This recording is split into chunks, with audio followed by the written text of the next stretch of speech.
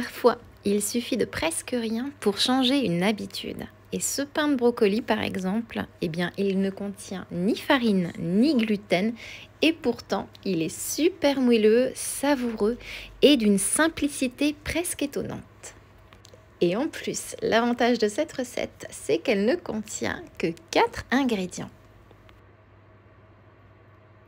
Alors, je commence avec 270 g de brocoli cru et ici, j'utilise uniquement les fleurons puisque le pied, je ne le jette jamais. On peut d'ailleurs l'utiliser ici aussi, mais là, je préfère le garder pour une salade ou une soupe puisqu'il est plein de goût.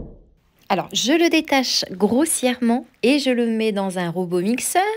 Puis ensuite, j'ajoute 100 g de poudre de pois chiche. Vous savez que je prépare ma propre poudre de pois chiche. Vous pouvez très bien utiliser de la farine de pois chiche.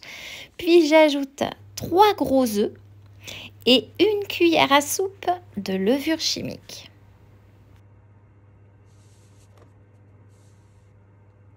Puis je mixe le tout pendant une petite trentaine de secondes, juste le temps que la pâte devienne bien homogène.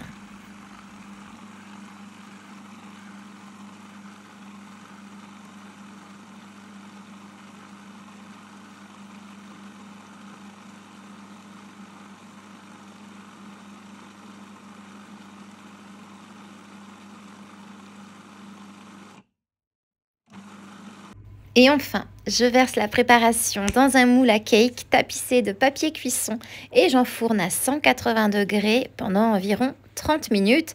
Et attention, votre four doit être préchauffé. Et voilà, ce pain, tu peux le manger comme ça, à la sortie du four. Il est tout moelleux, bien léger, un peu végétal, c'est très agréable. Mais moi, ce que je préfère encore plus, c'est le couper en tranches assez épaisses et les passer sur un grill entre 2 feuilles de papier cuisson pour ne pas que ça colle, évidemment. 1 minute seulement, hein, pas plus, juste ce qu'il faut pour obtenir un léger croustillant. C'est simple, mais c'est franchement délicieux.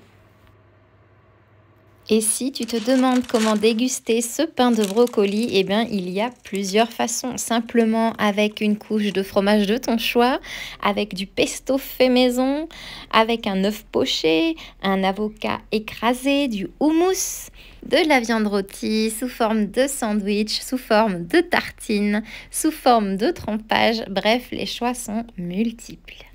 Et la question que je me posais à ton sujet pendant que j'étais en train de préparer ce délicieux pain était la suivante. Est-ce que ça t'arrive de préparer du pain fait maison sans farine et donc sans gluten?